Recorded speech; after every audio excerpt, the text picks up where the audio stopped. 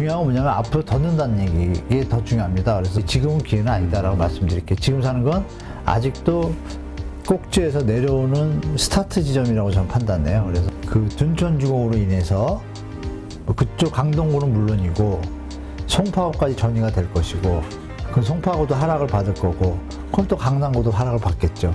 국가적인 관점에서는 내려가는 게 도움이 된다고 말씀드리고 투자의 관점에서 대처는 그거죠. 이번엔 부동산 관련해서 지금 미분양이 늘고 있다. 이게 전에는 뜨문뜨문 나오는 뉴스였는데 지금은 아주 좀 뭐라 그럴까요? 이렇게 좀 확산되는 느낌이 들더라고요. 뉴스의 톤을 읽어보면. 그렇습니다. 상황이 어떤지 좀 설명해 주시죠. 지금 전국적으로 미분양이 계속 확산되고 있고요. 작년에 한 만 개 수준 안 되지만 만 개 수준이었다면 지금 한 3만 몇천 개까지 늘었거든요. 보면 300% 늘었죠. 200% 늘었잖아요.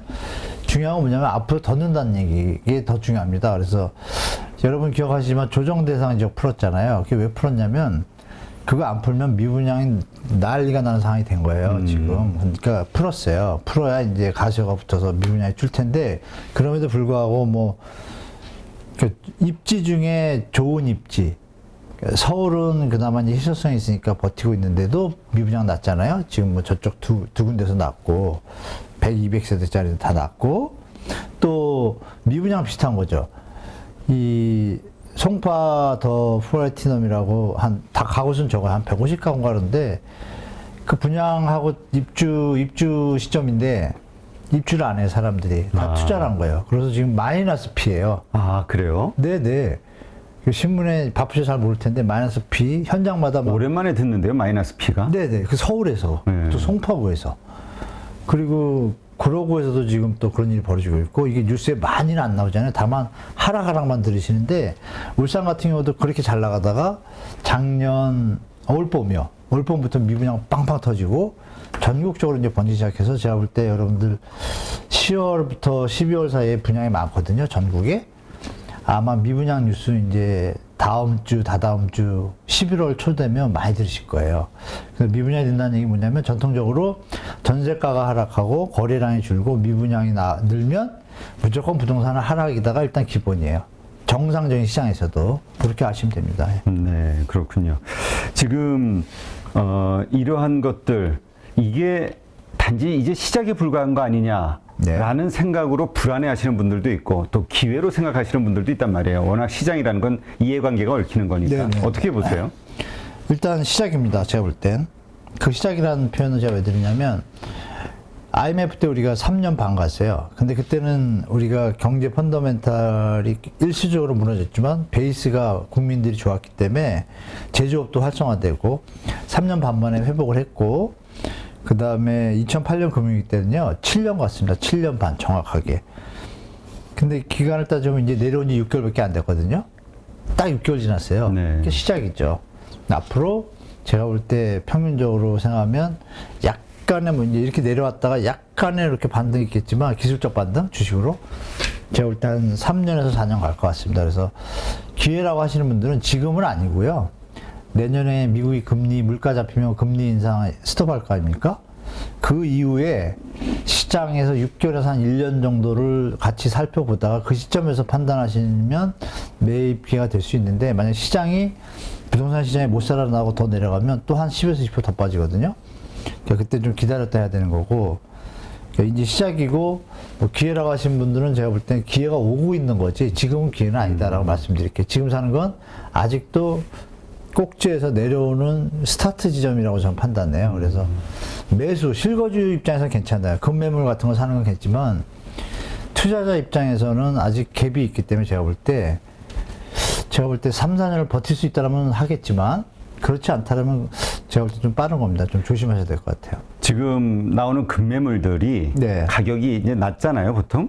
근데 그것이 지금은 낮은 가격이지만 3, 4년 후에 정말 바닥일 때 비하면 그래도 높다라고 보는 거죠? 네네. 예를 들면 이거죠. 일산의 그 킨텍스 앞에 제일 좋은 아파트가 있어요.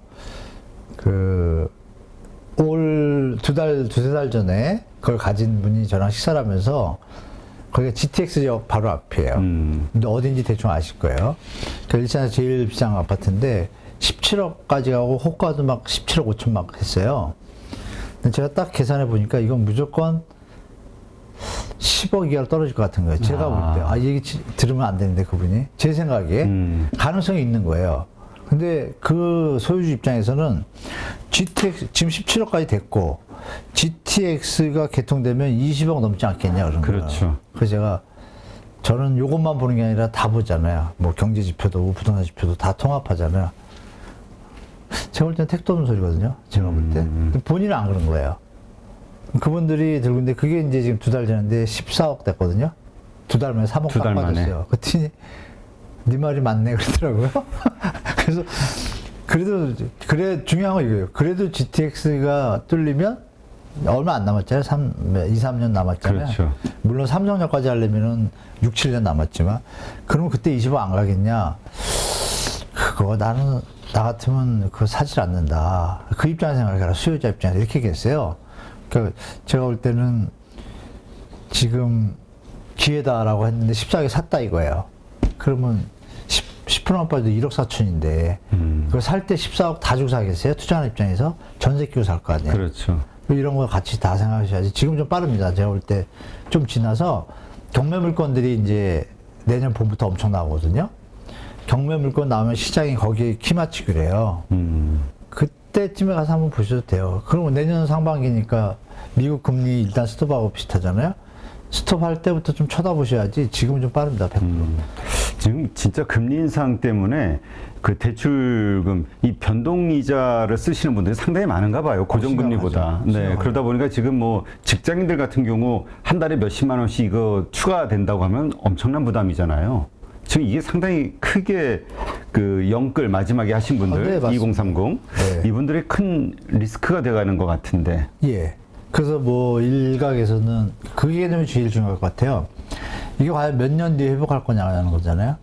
중요한 건 회복하는 걸 떠나서 그건 상관하실 필요 없고, 물론 그때 가서 팔 생각이 있다라면 개선을 해야겠지만, 지금 변동형 금리 지금 4점, 어제 보니까 고정금리가 4.45인데 미국이 지금 7.1%거든요, 모기지가. 그 우리나라도 제가 볼 땐 다음 달이면 아마 5.2로 바뀔 수 있을 것 같아요. 5%대.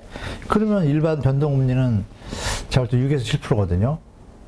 신용이 좋아도. 근데 그 와중에 결정적이게 어떤 분들이 있냐면, 그러니까 고정금리는 그나마 2.5%대 받은 분들이 많아서 괜찮아요. 근데 변동금리가 80% 좀 넘는데 지금 그 중에 제가 알기로는 꽤 많은 비율이 변동금리도 두 가지가 있잖아요. 그냥 변동금리가 있고 혼합형이 있는데 그냥 변동금리 그분들이 지금 이제 막 정신없는 건데 그동안 정신이 있던 분들이 계세요. 혼합형. 이분들은 뭐냐면 1년에서 5년까지 거치할 수 있는 고정금리로 거치를 한 후에 6년 차부터 변동으로 바뀌는 분들이에요. 그럼 계산을 역산을 해보면 5년을 빼면 내년 초부터 2018년이 되잖아요. 23년에서. 그럼 2018년도부터 산 사람들은 내년부터 변동금리인 거예요. 이분들이 올해까지는 편안하게 있던 거예요. 근데 새로운 또 머리 아픈 분들이 등장하는 거예요. 이거는 영끌 개념은 아니잖아요, 사실. 그렇죠. 2.5%로 갔는데 편안하게 지내다가 변동금리가 돼도 뭐 2.5% 떼겠지. 그땐 더 쌌으니까. 그렇죠. 그런데 이거 웬걸? 난리 났잖아요. 그러니까 이분들은 어떤 분이냐? 자기 현실과 분수에 맞게 집을 사신 분들일 거예요, 대부분. 그렇죠. 그죠? 근데 그분들은 그러면 생계가 정해져 있잖아요, 자산 관리가. 예를 들어서 자기가 500을 벌면 뭐 아기가 하나 있으면 학원 보내고 이자 계산해서 딱 맞춰서 살 거 아니에요. 근데 이분들이 갑자기 이자를 100만 원을 내던 게 200이 되면 어떻게 되는 거예요? 못 견디잖아요. 그렇죠. 이것들이 어떻게 되냐면 우리나라 금융 시스템은 아주 나쁜 은행인데 외국은 이런 일이 벌어지면요 연체가 되잖아요. 네. 그럼 3개월 동안 재정 상담을 합니다. 법에 그렇게 돼 있어요. 선진국들. 뭔가 같이 방법을 찾기 위한. 3등을 해가지고 그러면 조금 뭐 늦춰주고 이렇게 해서 살려주는데 우리나라 그게 아니에요. 우리나라는 바로 3개월 지나면 경매 신호 들어갑니다. 냉정하게. 그리고 이 경매 물건들을 살려는 여기까지만 안 되는구나. 뭐 그렇기 때문에 경매 물건이 좀 나을 것 같아요. 그러니까 3월이면 내년 23년이니까 연말에 있는 거 좀 나오다 내년부터 3개월 지나면 6개월, 내년 가을부터 또 경매물건 많이 나올 수가 있어요. 그래서 제가 1년, 2년 반은 더 간다, 3, 4년 간다라는 게 그런 뜻입니다. 왜냐하면 그 물건들이 지속적으로 이어지거든요. 그래서 지금 말씀하신 변동형 금리도 힘들지만 혼합형 금리를 하셨던 분들이 내년부터 또 힘들어지니까 이게 가중되잖아요. 시장 분위기가 더 올 수 있다고 저는 그러면 봐요. 그분들 입장에서는 또 지금 시세 차익이 싸게 팔아도 시세 차익이 나 있는 상황이니까 그게 매물로 나올 수 있다로 보시는 건가요? 이자 내느니 그러니까 결국은 이게 계속해서 부동산 시장이 하방압력이 계속되는 거죠. 18년에 사신 분들은 거의 한 배만 2배 올랐을 거예요. 네. 지금 뭐 30, 40% 내려도 그래도 몇 억 남아요. 팔면. 근데 안 팔면 이자 부담이 너무 세요. 그러니까 이자 부담 이런 거 생각할 겨를도 없이 연체 이자 밀려서 파시는 분도 계실 거 아니에요. 그렇죠. 급하게 이런 것들이 각 하방 요인으로 또 작용하죠. 하긴 월급장이 입장에서는 그럼 딱 들어오는 돈과 나가는 네. 돈이 딱 정해져 있는데 거기에 추가적으로 들면 다른 데를 확 줄여야 되니까 힘들죠. 하긴 또 이게 경기 침체의 요소이기도 하죠. 그러니까 저금리일 때는 그나마 버티잖아요. 어떻게 돌려서 막기가 되는데 고금리니까 이게 은행 이자는 5%인데 조금 이걸 돌려막기 하려고 알아보니까 2금융권 가니까 뭐 바로 10% 부르니까 앞이 캄캄하죠. 그러니까 제가 말씀드린 것처럼 변동형 금리 분들이 이제 혼합형도 이제 추가되고 여러 가지 뭐 경매 이런 이제 하방 요인들이 이제 계속 나타날 거니까 제가 볼 때 우리 2030 세대 분들은 그 계속 상승장만 보셨는데 요번에는 경험한 제 입장에서는 상당히 3, 4년 이상을 갈 거라고 판단을 하시고 자산 관리나 이런 포트폴리오를 조정을 하셔야지 뭐 또 주식처럼 뭐 잠깐 내려갔다 올라갔다 이렇게 해서 제가 볼 때 큰 실수가 있을 것 같아요. 더 어려워질 것 같으니까 시장을 좀 보수적으로 잘 좀 계산을 잘 하셔가지고 대처하시는 게 좋을 것 같습니다. 네. 자, 단군 이래 최대 재건축 사업으로 불리던 둔촌주공 17일부터 공사재개에 들어갔다고 하는데요. 이것이 또 시장에 끼치는 영향 어떻게 봐야 됩니까? 다시 재개가 됐는데 아마 공사 기간이 한 16개월 반이나 17개월 정도로 예상됩니다. 그러면 계산하면 1년 한 5개월 되잖아요. 1년 5개월이면 지금 2024년 초면 되겠죠? 3년이 아니라.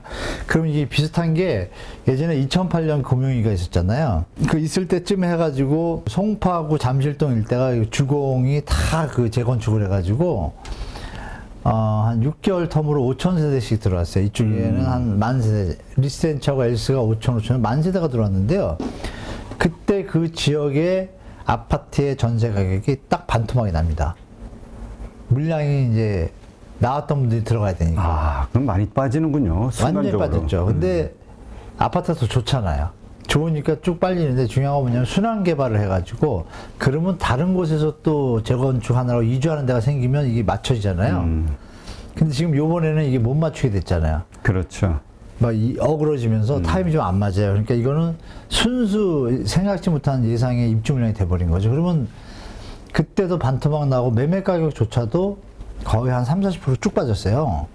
그러면 제가 볼 땐 그 현상이 그 둔촌주공으로 인해서 뭐 그쪽 강동구는 물론이고 송파구까지 전이가 될 것이고 그럼 송파구도 하락을 받을 거고 그럼 또 강남구도 하락을 받겠죠. 그래서 제가 볼 땐 서초까지는 잘 안 갈 것 같고 근데 거기에 시장의 심리가 지금 계산을 해보면 올해 이제 내년 쭉 좀 안 좋다가 좀 회복하니 많이 기다리려고 그러는데 그게 또 만기가 툭 나가다 봐요.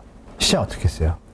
충격을 받겠네요. 당연히 받겠죠. 그래서 제가 볼 땐 이게 앞으로 어떻게 펼쳐질지 모르지만 물론 둔촌주공이 좀 빨리 했어야 되는데 뭐 조합이나 시공사나 둘 다 좀 문제가 있었던 것 같고 그 물량으로 인해서 재개된 건 너무 축하드려요. 축하드리고 다만 아쉬운 게 이번에 일반 분양을 했어야 되는데 조합원들께서 그 분양가를 더 높이자 그래가지고 물론 시세보다 너무 낮은 건 있는데 높이자 그러셔가지고 그게 조금 심의가 빨리 될지 모르겠어요. 그래서 나중에 정 안 되면 후분양하자 이런 얘기까지 있으니까 제가 볼 땐 결론은 분양할 거고 입주는 뭐 정해졌잖아요. 이제 공사를 하니까. 그래서 제가 볼 땐 후년 봄에 이사 계획이 있는 분들 뭐 무주택자분 중에 나는 당분간 2년이 아니라 3, 4년을 보겠다 하는 분들은 제가 볼 때 내년 봄에 후년 봄을 이제 예약하고 좀 보시면 그쪽으로 물건이 많이 나오니까 하는 게 좋을 것 같다고 말씀드리겠습니다. 네. 하여튼 이것도 결국은 그 주변으로만이 아니라 전체 서울의 그 부동산 시장의 또 하락 압력 요인으로 볼 수 있겠네요. 서울의 심리적인 요인으로 다 작용하고 실제 현장에서는 송파구하고 강동군대 송파구하고 뭐 바로 강남구까지는 바로 그 영향이 강하게 갈 것 같아요. 제가 볼 때. 물량이 너무 많습니다. 근데 그러한 것들이 요소가 돼가지고 뭐 말씀하신 대로 몇 년 3, 4년 지나고 나서 정말 네. 바닥이라는 여러 가지 그 징후들이 나왔을 때 그때는 그래도 이런 곳들이 더 어떤 투자 가치로서 주거 가치로서의 매력이 있는 거 아닌가요? 정확하십니다. 네. 그 심리가 한번 팍 꺾이잖아요. 네. 묘한 게 훅 꺾이면 이상하게 있는 분들은 또 여유가 있어서 그런지, 그러니까 이제 조금 실수자들이나 이런 분들 입장에 투자 개념을 좀 가미한 분들은 막 열심히 막 쳐다보잖아요. 근데 아주 있는 분들은 서핑 탄다고 그러나요? 내려가나 보다. 뭐 이런 분위기니까 그분들은 도리어 그때 안 달라붙어요. 그리고 그때 이제 열심히 공부하거나 이런 분들, 또 부동산 공인중개사들이 좋은 점도 있지만 나쁜 점도 있어요. 그런 것들을 자기들이 사요. 자기 친척들이. 그러니까 여러분 주위에 공인중개사 분들 아시는 분이 계신데 그 미리 얘기를 해두세요. 그쪽 쪽에. 조금이라도 다리 건너도. 그럼 그분들이 살 때가 된 것 같다면 그때가 좀 살 때인 건 맞아요. 왜냐면 바닥에 거의 가까웠으니까.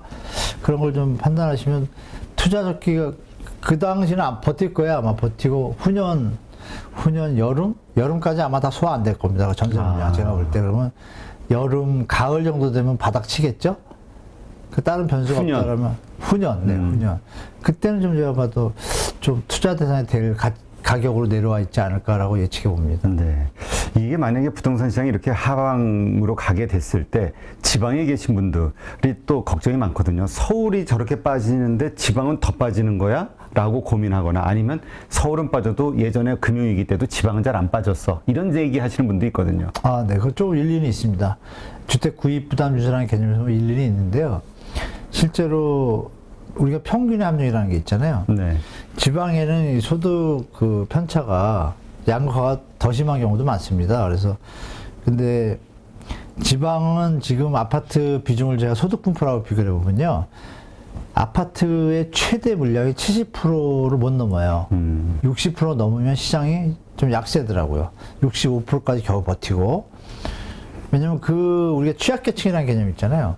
그분들의 기본 소득 분위에서 빠지면 살 수 있는 분들의 연봉이나 이런 걸 계산하면 현대 아파트 값이랑 갭이 생겨요.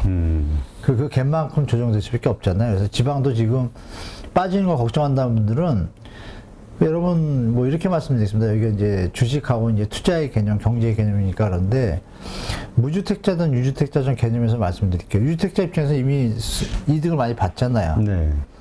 빠지면 이게 물가 상승률보다 더 내려갑니까? 절대 안 그렇거든요. 실질 가치는 유지가 되는데 명목 가치가 갖고 왔다 갔다 하면서 제로 게임이 아닙니까? 어떻게 보면. 그러면 이제 무주택자 입장을 한번 돌아보실게. 무주택자들이 힘들어하고 가처분 소득이 전세 대출 이자로 나가고 이러면 경제가 좋아집니까? 안 좋아지잖아요. 그러니까 어차피 조정은 국가에 도움이 되는 거예요. 서민한테도 도움이 되고 투자자가 더 벌 거에서 액수가 줄 뿐이지. 그리고 마지막으로 본의 아닌 희생양이 있죠. 주식처럼 욕심을 너무 내서 과도한 레버리를 쓴 분들은 자본주의 경제에서 필수적으로 희생되어야 하는 계층인 거예요. 그것을 뭐 옹호할 필요도 없고, 지금 이제 대표님도 너무 많이 내려가는 거 아니야, 힘들지 않냐는데, 그러면 계산을 해보면 전국에 2,200만 가구 약 있는데요. 네. 232만 가구가 지금 투자분들이에요. 그리고 나머지 3주택자, 이분들이 한 70만 돼요. 많네요. 네, 생각보다. 많아요. 300만이에요. 그러면 나머지 몇 만이에요? 1,900만이에요. 가구수로. 1,900만이 평온한데, 1주택자는 집값 내려가면, 뭐죠? 세금이 싸지고, 만약에 아기가 있다 그러면 돈을 버는 게 됩니다. 똘똘이나, 그죠? 둘이 있으면 버는 거고, 계산하면.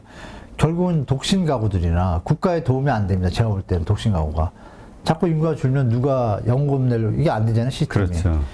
그래서 제가 볼 때는 이건 필수적인 조정이고 이제 대표님이 이제 투자의 관점에서는 물론 내려가는 것에 대해서 대처를 해야 되지만 국가적인 관점에서는 내려가는 게 도움이 된다고 말씀드리고 투자의 관점에서 대처는 그거죠. 만약에 손해를 안 봤다면 지방에 있는 집에서 자기가 가서 살 거 아니다. 그러면 그 지역의 연령 구조 체크하시고 소득 분포 체크하시고 요새 저 데이터가 많아서요. 전입 전출 인구 데이터가 뜹니다. 딱 치면 성향이 있어요. 예를 들면 평택 같은 평택 뭐 또 어디죠? 인구 많이 느는 데가 있잖아요. 오산 이런 데 인구 늘거든요. 그렇죠. 그 오산 같은 데는 투자해 뒀다가 많이 내려가도 들고 가는 게 좋죠. 왜? 계속 늘 거니까. 근데 그게 아니라 뭐 인구 감소하는 지역 많잖아요. 그런 건 이제 영원히 진짜 못 치울 수도 있어요. 거짓말 같은 일이지만. 그래서 과욕 부리지 마시고 철저한 데이터에 근거해서 투기의 개념이 아니라 투자의 개념에서 철저하게 자산 관리를 하셔야지 지금처럼 뭐 내려갔으니까 또 올려야지 정부가 풀어줘가지고 전매 제한하면 또 공인중개사랑 담합해가지고 값올리고 이런 인위적인 시장은 쉽지 않은 데다가 요거까지 말씀드리면 바젤3가 시행되잖아요. 그렇죠. 네. 바젤3가 시행이 됐을 때 확 달라지는 거. 많이 달라지죠. 예, 좀 이야기해 주시죠. 부동산 시장과 관련해서. 그래서 바젤3 하면 뭐 뭔지 모르지만 금융 같은데 뭐 다 아시지만 바젤3가 이제 내년부터 시행되면 일단 신용 리스크하고 이제 시장 리스크하고 운용 리스크라는 게 있는데 신용 리스크 안에서 이제 이 대출이 들어가요.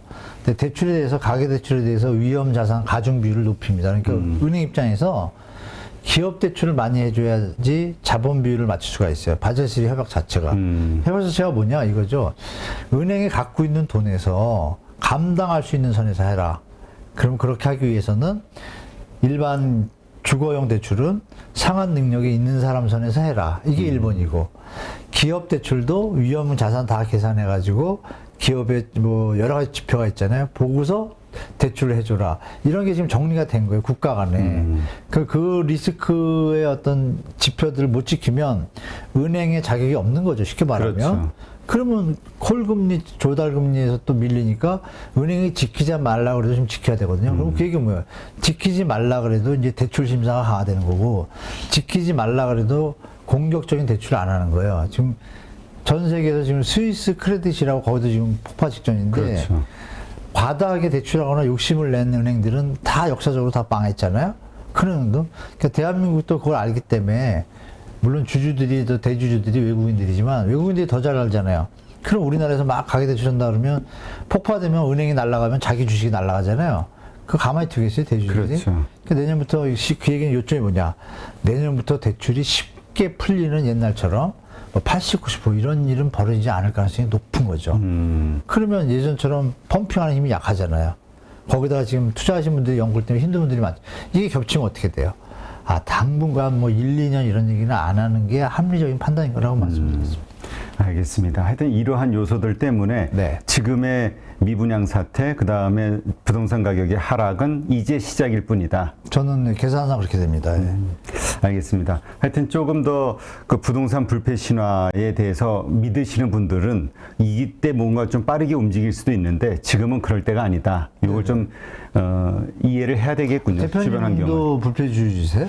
저요? 왜? 아니요. 저는 사업을 하니까 저는 왜 사업하는 사람이 부동산을 갖지? 그걸 현금으로 오히려 다른 부가가치를 창출해야지라는 쪽이기 때문에 집을 안 삽니다. 제가 요 얘기만 듣고 네. 말씀드릴게요. 제 친구가 하나 2007년 꼭지에 샀습니다. 샀는데 레버리지 다 써서 산 거예요. 근데 돈도 있어요. 네. 그러니까 여러분 청계산이라고 아실 거예요. 네네. 거기 가면 아직도 빈 상가들 좀 있습니다. 그 친구 거예요. 그래요? 그거 대출 내가지고요. 7, 8년 동안 대출 갚았는데 완전 물린 거죠. 그거 어떻게 했습니까? 근데 다행히 그 친구가 개포동에 아파트가 또 있었어요. 개포동도 물렸잖아요. 물렸다가 이제 살아났잖아요. 이제 요새 입자잖아요. 그렇죠. 그걸로 겨우 복구해가지고 여기서 까먹은 거, 이자 돈 낸 거 겨우 맞췄습니다. 슬픈 일이잖아요. 돈 많은 사람이 그렇게 힘들게 7, 8년을 보냈다니까요. 그러니까요. 욕심내시면 안 된다. 이 그러니까 말씀. 생활의 질이 떨어지는 것 같아요. 순간 계산상으로는 이렇게 장부 가격은 올라가는데. 맞아요. 장부가가 올라가는데 돈이 하나도 없는 거예요, 주머니에. 그런 슬픈 일이 있습니다, 여러분. 네. 하여튼 균형 잡힌 시각이 네. 필요하겠네요. 네, 오늘도 이렇게 좋은 인사이트 함께 해주신 한문도 교수님 고맙습니다. 네, 고맙습니다. 누구나 1시간 안에 200개 종목에서 좋은 종목을 고를 수 있는 그런 능력을 배양할 수 있도록 제가 도와드리려고 그렇게 하고 있습니다.